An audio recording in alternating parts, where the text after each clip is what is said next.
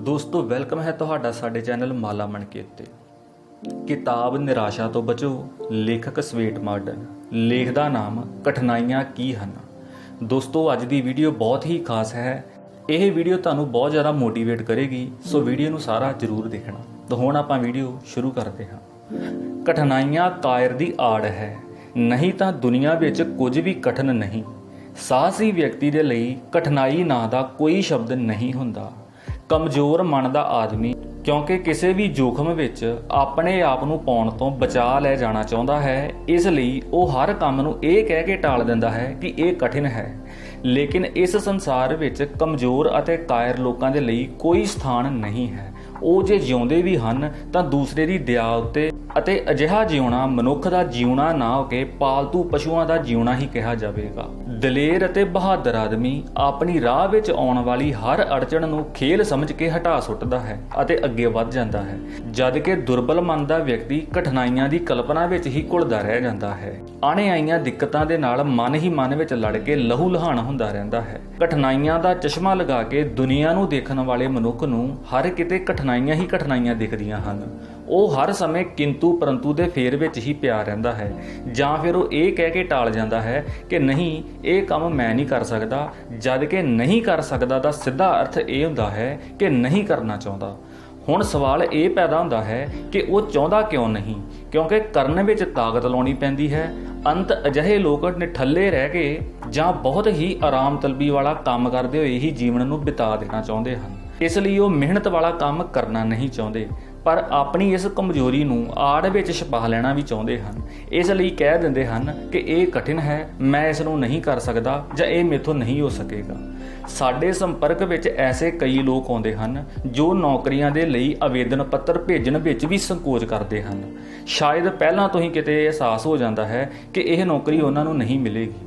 ਉਹ ਅਕਸਰ ਇਸ ਤਰ੍ਹਾਂ ਦੇ ਤਰਕ ਦਿੰਦੇ ਹੋਏ ਮਿਲਣਗੇ, ਅੱਜ ਕੁਝ ਨਹੀਂ, ਸਭ ਕੁਝ ਬੇਕਾਰ ਹੈ। ਅਰਜ਼ੀ ਲਿਖਣ ਦੀ ਮਿਹਨਤ, ਕਾਗਜ਼ ਦੀ ਕੀਮਤ, ਡਾਕ ਦਾ ਖਰਚ, ਬਰਬਾਦ ਕਰਨ ਦੇ ਸਿਵਾ ਹੋਰ ਕੀ ਹੋਵੇਗਾ। ਇਸ ਇੱਕ ਨੌਕਰੀ ਦੇ ਲਈ ਹਜ਼ਾਰਾਂ ਅਰਜ਼ੀਆਂ ਆਈਆਂ ਹੋਣਗੀਆਂ, ਵੱਡੇ ਵੱਡੇ ਲੋਕਾਂ ਦੀਆਂ ਸਿਫਾਰਸ਼ਾਂ ਪਹੁੰਚੀਆਂ ਹੋਣਗੀਆਂ, ਇੱਕ ਤੋਂ ਇੱਕ ਵੱਧ ਕੇ ਉੱਚੀ ਸਿੱਖਿਆ ਤੇ ਅਨੁਭਵ ਵਾਲੇ ਪ੍ਰਾਰਥੀ ਹੋਣਗੇ। ਸਾਨੂੰ ਕੌਣ ਘਾਹ ਪਾਵੇਗਾ। ਜੋ ਵੀ ਹੋਵੇ, ਕੀ ਇਸ ਤਰ੍ਹਾਂ ਦਾ ਦ੍ਰਿਸ਼ਟੀਕੋਣ ਸਵਸਥ ਕਿਹਾ ਜਾ ਸਕਦਾ ਹੈ? ਇਹੀ ਸੋਚ ਕੇ ਹੱਥ ਤੇ ਹੱਥ ਧਰੀ ਬੈਠੇ ਰਹਿਣ ਨਾਲ ਕੀ ਤੁਸੀਂ ਬੇਰੁਜ਼ਗਾਰੀ ਦੇ ਦਾਨਵ ਤੋਂ ਆਪਣਾ ਪਿੰਡ ਛੁਡਾ ਸਕੋਗੇ? ਘਰ ਬੈਠੇ ਤਾਂ ਕਿਤੇ ਕੋਈ ਕੰਮ ਧੰਦਾ ਮਿਲਣ ਤੋਂ ਰਿਹਾ। ਨੌਕਰੀਆਂ ਪਾਉਣ ਦਾ ਜੋ ਤਰੀਕਾ ਹੈ ਉਸੇ ਨੂੰ ਅਪਣਾਉਣਾ ਹੋਵੇਗਾ, ਅਤੇ ਉਹ ਤਰੀਕਾ ਇਹੀ ਹੈ ਕਿ ਜਿੱਥੇ ਕਿਤੇ ਵੀ ਕੁਝ ਖਾਲੀ ਥਾਵਾਂ ਹੁੰਦੀਆਂ ਹਨ, ਉਹ ਲੋਕ ਅਖਬਾਰਾਂ ਵਿੱਚ ਮੰਗ 'ਚ ਪਾਉਂਦੇ ਹਨ ਜਾਂ ਰੁਜ਼ਗਾਰ ਦਫ਼ਤਰਾਂ ਨੂੰ ਸੂਚਿਤ ਕਰਦੇ ਹਨ। ਨੌਕਰੀ ਪਾਉਣ ਦੇ ਇੱਛੁਕ ਲੋਕਾਂ ਨੂੰ ਨੌਕਰੀ ਦੇ ਲਈ ਆਵੇਦਨ ਪੱਤਰ ਦੇਣਾ ਪੈਂਦਾ ਹੈ, ਜਾਂ ਕਿੰਨੀ ਹੀ ਲੰਮੀ ਲਾਈਨ ਲੱਗੀ ਹੋਵੇ ਉੱਥੇ ਖੜਾ ਹੋਣਾ ਹੀ ਪੈਂਦਾ ਹੈ। ਫਿਰ ਇੰਟਰਵਿਊ ਜਾਂ ਜਾਂਚ ਆਦਿ ਦੇ ਲਈ ਬੁਲਾਵਾ ਆਉਂਦਾ ਹੈ। ਬਹੁਤ ਸਾਰੇ ਲੋਕਾਂ ਵਿੱਚੋਂ ਥੋੜ੍ਹੇ ਜਿਹੇ ਜਾਂ ਇੱਕ ਦੋ ਲੋਕਾਂ ਨੂੰ ਯੋਗ ਜਾਣ ਕੇ ਚੁਣ ਲਿਆ ਜਾਂਦਾ ਹੈ। ਜੇ ਹਰ ਕੋਈ ਇਹ ਸੋਚ ਕੇ ਘਰੇ ਬੈਠਾ ਰਹੇ ਕਿ ਇੰਨੇ ਜਾਣਿਆਂ ਦੀ ਭੀੜ ਵਿੱਚ ਮੈਨੂੰ ਕੌਣ ਚੁਣੇਗਾ, ਤੇ ਜ਼ਾਹਿਰ ਹੈ ਕਿ ਨਾ ਕਿਸੇ ਦਫ਼ਤਰ ਜਾਂ ਕਾਰਖਾਨੇ ਨੂੰ ਕੋਈ ਕਰਮਚਾਰੀ ਮਿਲੇ, ਨਾ ਕਿਸੇ ਬੇਰੁਜ਼ਗਾਰ ਨੂੰ ਕੋਈ ਕੰਮ ਮਿਲੇ। ਇਹੀ ਸਥਿਤੀ ਨੌਕਰੀ ਵਿੱਚ ਤਰੱਕੀ ਪਾਉਣ ਅਤੇ ਉੱਚੇ ਪਦ ਉੱਤੇ ਪਹੁੰਚਣ ਦੀ ਵੀ ਹੈ। ਜੇ ਤੁਸੀਂ ਇਹ ਮੰਨ ਕੇ ਬੈਠੇ ਰਹੋ ਕਿ ਤੁਹਾਡੇ ਉੱਪਰ ਇੰਨੇ ਸਾਰੇ ਲੋਕ ਪਏ ਹਨ ਅਤੇ ਫਲਾਣਾ ਤਾਂ ਐਸੇ ਹਨ ਜਿਨ੍ਹਾਂ ਨੂੰ ਮਾਲਕ ਜਾਂ ਅਫਸਰ ਬਹੁਤ ਚਾਹੁੰਦੇ ਹਨ, ਤਾਂ ਨਿਸ਼ਚਿਤ ਜਾਣੋ ਕਿ ਤੁਹਾਨੂੰ ਕਦੇ ਅੱਗੇ ਵਧਣ ਦਾ ਮੌਕਾ ਨਹੀਂ ਮਿਲੇਗਾ ਅਤੇ ਤੁਸੀਂ ਉੱਥੇ ਦੇ ਉੱਥੇ ਹੀ ਪਏ ਸੜਦੇ ਰਹੋਗੇ। ਤੁਸੀਂ ਇਹ ਕਿਉਂ ਨਹੀਂ ਸੋਚਦੇ ਕਿ ਤੁਸੀਂ ਇਸ ਛੋਟੀ ਜਿਹੀ ਨੌਕਰੀ ਉੱਤੇ ਬਣੇ ਰਹਿਣ ਦੇ ਲਈ ਨਹੀਂ ਪੈਦਾ ਹੋਏ, ਬਲਕਿ ਤੁਸੀਂ ਪੂਰੀ ਕੋਸ਼ਿਸ਼ ਕਰਕੇ ਉੱਪਰ ਉੱਠਣਾ ਹੈ। ਜੇ ਉਹ ਲੋਕ ਮਾਲਕਾਂ ਦੇ ਚਹੇਤੇ ਬਣ ਸਕਦੇ ਹਨ ਤਾਂ ਤੁਸੀਂ ਕਿਉਂ ਨਹੀਂ ਬਣ ਸਕਦੇ? ਆਖਿਰ ਉਹਨਾਂ ਦੇ ਸਿਰ ਤੇ ਕੋਈ ਸੁਰਖਾਬ ਦੇ ਪਰ ਤਾਂ ਨਹੀਂ ਲੱਗੇ ਹੋਏ। ਉਹ ਵੀ ਤਾਂ ਤੁਹਾਡੇ ਵਰਗੇ 2 ਹੱਥ ਅਤੇ 2 ਪੈਰਾਂ ਵਾਲੇ ਆਦਮੀ ਹਨ। ਬਸ ਅੰਤਰ ਸਿਰਫ ਇੰਨਾ ਹੈ ਕਿ ਉਹਨਾਂ ਨੇ ਇਹ ਕਦੇ ਨਹੀਂ ਸੋਚਿਆ ਸੀ ਕਿ ਉਹ ਤਰੱਕੀ ਨਹੀਂ ਕਰ ਸਕਦੇ। ਜਰਾ ਸੋਚੋ ਕਿ ਜਦੋਂ ਉਹ ਤੁਹਾਡੀ ਥਾਂ ਰਹੇ ਹੋਣਗੇ ਤਾਂ ਉਦੋਂ ਉਹਨਾਂ ਦੀ ਜਗ੍ਹਾ ਤੇ ਕੋਈ ਹੋਰ ਨਾ ਰਹੇ ਹੋਣਗੇ। ਜੇ ਉਸ ਸਮੇਂ ਉਹ ਵੀ ਤੁਹਾਡੀ ਤਰ੍ਹਾਂ ਨਿਰਾਸ਼ ਹੋ ਕੇ ਪਏ ਰਹੇ ਹੁੰਦੇ ਤਾਂ ਅੱਜ ਤੁਹਾਡੀ ਈਰਖਾ ਦਾ ਵਿਸ਼ਾ ਕਿਵੇਂ ਬਣ ਸਕਦੇ ਸਨ? ਇਸ ਦਾ ਇੱਕ ਹੋਰ ਪੱਖ ਵੀ ਹੈ। ਜਦੋਂ ਤੁਸੀਂ ਮੰਨ ਲੈਂਦੇ ਹੋ ਕਿ ਤੁਸੀਂ ਉੱਚੇ ਨਹੀਂ ਉੱਠ ਸਕਦੇ ਤਾਂ ਫਿਰ ਆਮ ਤੌਰ ਤੇ ਤੁਸੀਂ ਆਪਣੀ ਜਗ੍ਹਾ ਤੇ ਵੀ ਸਦਾ ਬਣੇ ਨਹੀਂ ਰਹਿ ਸਕਦੇ, ਕਿਉਂਕਿ ਤੁਸੀਂ ਕੰਮ ਵਿੱਚ ਨਾ ਤਾਂ ਉਤਸ਼ਾਹ ਮਹਿਸੂਸ ਕਰ ਸਕੋਗੇ, ਨਾ ਆਪਣੀਆਂ ਪੂਰੀਆਂ ਸਮਰੱਥਾਵਾਂ ਆਪਣੇ ਕੰਮ ਵਿੱਚ ਲਗਾ ਸਕੋਗੇ। ਨਤੀਜੇ ਵਜੋਂ ਕੰਮ ਠੀਕ ਨਾਲ ਨਹੀਂ ਹੋਵੇਗਾ ਅਤੇ ਕੰਮ ਗਲਤ ਹੋਵੇਗਾ, ਯਾਨੀ ਮਾਲਕ ਦਾ ਹਰਜ ਹੋਵੇਗਾ ਤਾਂ ਉਹ ਕਦੋਂ ਤੱਕ ਤੁਹਾਨੂੰ ਰੱਖ ਸਕੇਗਾ। ਤੁਹਾਨੂੰ ਤਾਂ ਇਹ ਮੰਨ ਕੇ ਜੀਵਨ ਵਿੱਚ ਚੱਲਣਾ ਹੋਵੇਗਾ ਕਿ ਜੋ ਕੁਝ ਵੀ ਤੁਸੀਂ ਹੋ ਕਿਸੇ ਵੀ ਪਹਿਲਾਂ ਨਿਸ਼ਚਿਤ ਕੀਤੀ ਨੀਤੀ ਦੇ ਕਾਰਨ ਨਹੀਂ ਹੋ, ਅਤੇ ਜੋ ਕੁਝ ਵੀ ਤੁਸੀਂ ਹੋਵੋਗੇ ਉਹ ਸਿਰਫ ਆਪਣੇ ਉਦਮ ਨਾਲ ਹੋਵੋਗੇ, ਨਾ ਕਿ ਕਿਸੇ ਵੀ ਹੋਰ ਸ਼ਕਤੀ ਦੀ ਸਹਾਇਤਾ ਨਾਲ। ਕਿਸੇ ਦੀ ਸਹਾਇਤਾ ਉੱਤੇ ਨਿਰਭਰ ਰਹਿ ਕੇ ਕਦੇ ਕੋਈ ਪ੍ਰੋਗਰਾਮ ਨਾ ਬਣਾਓ, ਨਹੀਂ ਤਾਂ ਸਮਝ ਲਵੋ ਕਿ ਤੁਹਾਡੇ ਰਸਤੇ ਵਿੱਚ ਪੈਰ ਤੇ ਕਠਿਨਾਈਆਂ ਬਿਖਰੀਆਂ ਹੋਈਆਂ ਮਿਲਣਗੀਆਂ। ਆਪਣੀ ਸਹਾਇਤਾ ਖੁਦ ਕਰਨ ਵਾਲੇ ਦੀ ਸਹਾਇਤਾ ਦੇ ਲਈ ਸਭ ਆ ਖੜੇ ਹੁੰਦੇ ਹਨ। ਆਪਣੀਆਂ ਕਠਿਨਾਈਆਂ ਨੂੰ ਵਧਾ ਚੜਾ ਕੇ ਬਿਆਨ ਕਰਨ ਦੀ ਆਦਤ ਵੀ ਬੜੀ ਘਾਤਕ ਸਿੱਧ ਹੁੰਦੀ ਹੈ। ਤੁਸੀਂ ਜਦੋਂ ਹਰ ਸਮੇਂ ਕਿਸੇ ਦੇ ਅੱਗੇ ਆਪਣੀਆਂ ਮੁਸੀਬਤਾਂ ਦਾ ਰੋਣਾ ਰੋਂਦੇ ਰਹੋਗੇ ਤਾਂ ਲੋਕ ਤੁਹਾਡੇ ਤੋਂ ਕਤਰਾਉਣ ਲੱਗਣਗੇ ਅਤੇ ਤੁਸੀਂ ਸਭ ਦੇ ਲਈ ਮਖੌਲ ਦੇ ਪਾਤਰ ਬਣ ਕੇ ਰਹਿ ਜਾਵੋਗੇ।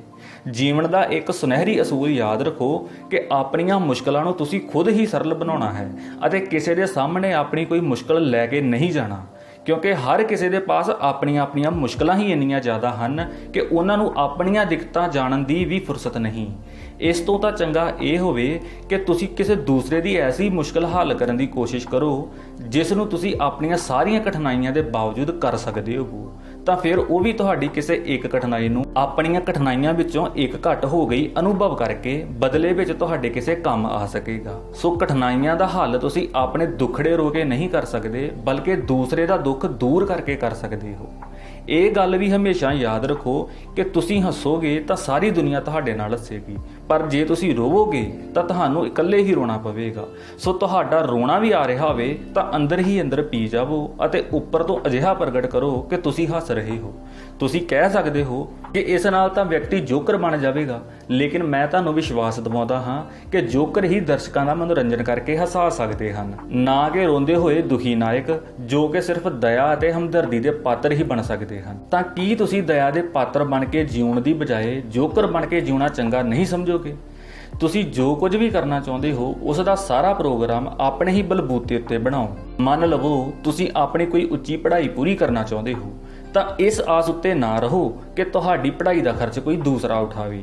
ਇਸ ਦਾ ਤਾਂ ਸਪਸ਼ਟ ਅਰਥ ਇਹ ਹੈ ਕਿ ਤੁਸੀਂ ਸਿਰਫ ਉਸੇ ਸੂਰਤ ਵਿੱਚ ਆਪਣੀ ਸਿੱਖਿਆ ਪੂਰੀ ਕਰਨਾ ਚਾਹੁੰਦੇ ਹੋ ਜਿਹੜੀ ਬਿਨਾਂ ਕਠਿਨਾਈ ਦੇ ਆਸਾਨੀ ਨਾਲ ਤੁਹਾਨੂੰ ਪ੍ਰਾਪਤ ਹੋ ਜਾਵੇ। ਯਾਨੀ ਇਹ ਕਿ ਤੁਹਾਡੇ ਮਨ ਵਿੱਚ ਵਾਕਈ ਅੱਗੇ ਪੜ੍ਹਨ ਦੀ ਲਲਕ ਨਹੀਂ ਹੈ, ਬਲਕਿ ਸਿਰਫ ਹਲਕੀ ਜਿਹੀ ਇੱਕ ਇੱਛਾ ਹੈ ਜੋ ਪੂਰੀ ਹੋ ਜਾਵੇ ਤਾਂ ਠੀਕ, ਨਹੀਂ ਹੋਵੇ ਤਾਂ ਵੀ ਠੀਕ। ਕਿਉਂਕਿ ਜੇ ਸੱਚੀ ਲਲਕ ਹੁੰਦੀ ਤਾਂ ਤੁਸੀਂ ਉਸ ਦੇ ਲਈ ਹਰ ਪ੍ਰਕਾਰ ਦਾ ਕਸ਼ਟ ਝੱਲਣ ਦੇ ਲਈ ਵੀ ਤਿਆਰ ਹੁੰਦੇ ਅਤੇ ਇਸ ਦੇ ਲਈ ਦਿੱਤਾ ਗਿਆ ਕਿਸੇ ਵੀ ਸੁਵਿਧਾ ਦਾ ਬਲੀਦਾਨ ਵੱਡਾ ਨਾ ਹੁੰਦਾ। ਸੁੱਖ ਸੁਵਿਧਾਵਾਂ ਵੀ ਬਣੀਆਂ ਰਹਿਣ ਅਤੇ ਨਿਸ਼ਾਨਾ ਵੀ ਪੂਰਾ ਹੋ ਜਾਵੇ, ਇਹ ਸੰਭਵ ਨਹੀਂ ਹੁੰਦਾ। ਨਿਸ਼ਾਨਾ ਯਾਨੀ ਲਕਸ਼ ਬੜਾ ਬੇਰਹਿਮ ਹੁੰਦਾ ਹੈ, ਹਰ ਸੁੱਖ ਦੀ ਸੁਵਿਧਾ ਚਾਹੁੰਦਾ ਹੈ, ਹਰ ਸੁਵਿਧਾ ਦੀ ਕੁਰਬਾਨੀ ਮੰਗਦਾ ਹੈ। ਜੇ ਤੁਹਾਡੇ ਵਿੱਚ ਇਹ ਕੁਰਬਾਨੀ ਦੇ ਸਕਣ ਦੀ ਸਮਰੱਥਾ ਹੈ ਤਾਂ ਹੀ ਤੁਸੀਂ ਆਪਣੇ ਲਕਸ਼ ਦੇ ਯੱਗ ਨੂੰ ਸਫਲਤਾਪੂਰਵਕ ਪੂਰਾ ਕਰ ਸਕੋਗੇ। ਜਿਸ ਦੇ ਮਨ ਵਿੱਚ ਜੀਵਨ ਵਿੱਚ ਕੁਝ ਕਰਨ ਦੀ ਤੇਜ਼ ਇੱਛਾ ਹੁੰਦੀ ਹੈ ਉਹ ਕਿਸੇ ਗੱਲ ਦੀ ਪਰਵਾਹ ਨਹੀਂ ਕਰਦਾ। ਅਜਿਹਾ ਆਦਮੀ ਕਦੇ ਛੋਟੇ ਰਸਤੇ ਖੋਜਣ ਦੇ ਚੱਕਰ ਵਿੱਚ ਨਹੀਂ ਪੈਂਦਾ, ਛਲ ਕਪਟ ਕਰਨ ਦੀ ਵੀ ਜ਼ਰੂਰਤ ਉਸ ਨੂੰ ਨਹੀਂ ਪੈਂਦੀ। ਮਿਹਨਤ ਅਤੇ ਲਗਨ ਉਸ ਦੇ ਸੁਭਾਅ ਦੇ ਅਨਿੱਖੜਵੇਂ ਅੰਗ ਬਣ ਚੁੱਕੇ ਹੁੰਦੇ ਹਨ। ਉਸ ਦੀ ਦ੍ਰਿਸ਼ਟੀ ਕਿਉਂਕਿ ਹਰ ਪਲ ਆਪਣੇ ਲਕਸ਼ ਉੱਤੇ ਹੀ ਟਿਕੀ ਰਹਿੰਦੀ ਹੈ, ਇਸ ਲਈ ਆਪਣੀਆਂ ਟੁੱਚੀਆਂ ਸੁਵਿਧਾਵਾਂ ਦੇ ਲਈ ਛਲ ਕਪਟ ਕਰਨ ਦੀ ਤਰਫ ਧਿਆਨ ਹੀ ਨਹੀਂ ਜਾ ਪਾਉਂਦਾ। ਇਸ ਦੇ ਇਲਾਵਾ ਲਕਸ਼ ਵਾਲਾ ਵਿਅਕਤੀ ਆਪਣੀ ਦ੍ਰਿਸ਼ਟੀ ਵਿੱਚ ਇੰਨਾ ਉੱਚਾ ਉੱਠ ਚੁੱਕਿਆ ਹੁੰਦਾ ਹੈ ਕਿ ਛੋਟੀਆਂ ਚੀਜ਼ਾਂ ਵਿੱਚ ਉਲਝ ਕੇ ਉਹ ਆਪਣੀਆਂ ਨਜ਼ਰਾਂ ਵਿੱਚ ਗਿਰਨਾ ਗਵਾਰਾ ਨਹੀਂ ਕਰਦਾ। ਜਿਸ ਦੀ ਦ੍ਰਿਸ਼ਟੀ ਉੱਤੇ ਜਿੱਤ ਜੰਮੀ ਹੋਵੇ ਉਹ ਯੁੱਧ ਦੀਆਂ ਮੁਸ਼ਕਲਾਂ ਨੂੰ ਕੋਈ ਮਹੱਤਵ ਨਹੀਂ ਦੇ ਸਕਦਾ, ਕਿਉਂਕਿ ਉਸ ਨੂੰ ਇਹਨਾਂ ਤੋਂ ਕੋਈ ਭੈ ਨਹੀਂ ਲੱਗਦਾ, ਕਿਉਂਕਿ ਜਿੱਤ ਦੀ ਆਕਾਂਖਸ਼ਾ ਨੇ ਉਸ ਦੇ ਮਨ ਵਿੱਚ ਅਸੀਮ ਸਾਹਸ ਅਤੇ ਵੀਰਤਾ ਭਰ ਦਿੱਤੀ ਹੁੰਦੀ ਹੈ। ਨਪੋਲੀਅਨ ਨੂੰ ਆਲਪਸ ਪਰਬਤ ਦੀਆਂ ਬਰਫੀਲੀਆਂ ਟੀਸੀਆਂ ਤੱਕ ਦਿਖਾਈ ਨਹੀਂ ਦਿੱਤੀਆਂ ਸਨ।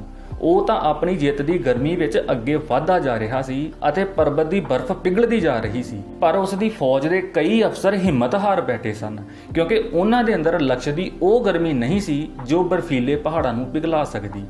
ਅਸਲ ਵਿੱਚ ਮੁਸ਼ਕਲਾਂ ਉਹਨਾਂ ਕਾਇਰ ਪਸ਼ੂਆਂ ਦੀ ਤਰ੍ਹਾਂ ਹੁੰਦੀਆਂ ਹਨ ਜੋ ਗਿੱਦੜ ਭਬਕੀਆਂ ਦਿੰਦੇ ਰਹਿੰਦੇ ਹਨ। ਇਹਨਾਂ ਗਿੱਦੜ ਭਬਕੀਆਂ ਤੋਂ ਡਰ ਕੇ ਸਾਨੂੰ ਆਪਣੇ ਕਿਸੇ ਪ੍ਰੋਗਰਾਮ ਨੂੰ ਛੱਡਣ ਦੀ ਜ਼ਰੂਰਤ ਨਹੀਂ। ਕੁੱਤਿਆਂ ਨੂੰ ਭੌਂਕਦੇ ਰਹਿਣ ਦਿਓ ਅਤੇ ਆਪਣੇ ਰਸਤੇ ਤੇ ਵਧਦੇ ਚਲੇ ਜਾਓ। ਕਠਿਨਾਈਆਂ ਦੀ ਅਸਲ ਪ੍ਰਵਿਰਤੀ ਜਾਣ ਚੁੱਕਣ ਦੇ ਬਾਅਦ ਹੁਣ ਸਾਨੂੰ ਇਹ ਸਮਝ ਲੈਣਾ ਚਾਹੀਦਾ ਹੈ ਕਿ ਕੋਈ ਕਠਿਨਾਈ ਅਜਿਹੀ ਨਹੀਂ ਹੁੰਦੀ ਜਿਸ ਨੂੰ ਝਟਕਿਆ ਨਾ ਜਾ ਸਕੇ। ਤੁਹਾਡੇ ਸਾਹਮਣੇ ਦੀ ਹਰ ਅੜਚਣ ਨੂੰ ਤੁਸੀਂ ਹਟਾ ਸਕਦੇ ਹੋ। ਅੱਖ ਦੇ ਨੇੜੇ ਇੱਕ ਛੋਟਾ ਜਿਹਾ ਪੈਸਾ ਰੱਖ ਕੇ ਤੁਸੀਂ ਸੂਰਜ ਤੱਕ ਨੂੰ ਢੱਕ ਸਕਦੇ ਹੋ। ਜਦੋਂ ਕੋਈ ਆਦਮੀ ਧਰਤੀ ਤੇ ਲੇਟ ਕੇ ਇਹ ਦੇਖਣ ਲੱਗੇ ਕਿ ਉਸ ਦੇ ਸਾਹਮਣੇ ਕੀ ਹੈ ਤਾਂ ਇੱਕ ਛੋਟੇ ਜਿਹੇ ਪੱਥਰ ਦੀ ਆੜ ਵਿੱਚ ਪੂਰਾ ਪਹਾੜ ਛਿਪ ਜਾਂਦਾ ਹੈ। ਛੋਟੇ ਦਿਲ ਵਾਲੇ ਲੋਕ ਆਪਣੀਆਂ ਛੋਟੀਆਂ-ਛੋਟੀਆਂ ਮੁਸ਼ਕਲਾਂ ਨੂੰ ਇੰਨਾ ਜ਼ਿਆਦਾ ਵਧਾ ਚੜਾ ਕੇ ਦੇਖਣ ਲੱਗਦੇ ਹਨ ਕਿ ਅੱਖ ਦੇ ਸਾਹਮਣੇ ਦੀਆਂ ਵੱਡੀਆਂ-ਵੱਡੀਆਂ ਚੀਜ਼ਾਂ ਵੀ ਉਹਨਾਂ ਨੂੰ ਦਿਖਾਈ ਦੇਣੀਆਂ ਬੰਦ ਹੋ ਜਾਂਦੀਆਂ ਹਨ। ਜੇ ਅਸੀਂ ਕਠਿਨਾਈਆਂ ਤੋਂ ਡਰਨ ਦੀ ਬਜਾਏ ਸੀਨਾ ਤਾਣ ਕੇ ਇਹਨਾਂ ਦਾ ਸਾਹਮਣਾ ਕਰਨਾ ਸ਼ੁਰੂ ਕਰ ਦਈਏ ਤਾਂ ਵੱਡੀਆਂ-ਵੱਡੀਆਂ ਕਠਿਨਾਈਆਂ ਦੇ ਪਹਾੜ ਮੋਮ ਦੀ ਤਰ੍ਹਾਂ ਪਿਘਲ ਜਾਣ। ਸੋ ਦੋਸਤੋ, ਇਸ ਦੇ ਨਾਲ ਹੀ ਆਪਣਾ ਇਹ ਲੇਖ ਖਤਮ ਹੁੰਦਾ ਹੈ। ਸੋ ਇਸ ਨੂੰ ਹੋਰਾਂ ਨਾਲ ਵੀ ਸ਼ੇਅਰ ਜ਼ਰੂਰ ਕਰਨਾ ਤੇ ਚੈਨਲ ਨੂੰ ਸਬਸਕ੍ਰਾਈਬ ਕਰਨਾ। ਵੀਡੀਓ ਨੂੰ ਪੂਰਾ ਦੇਖਣ ਲਈ ਧੰਨਵਾਦ।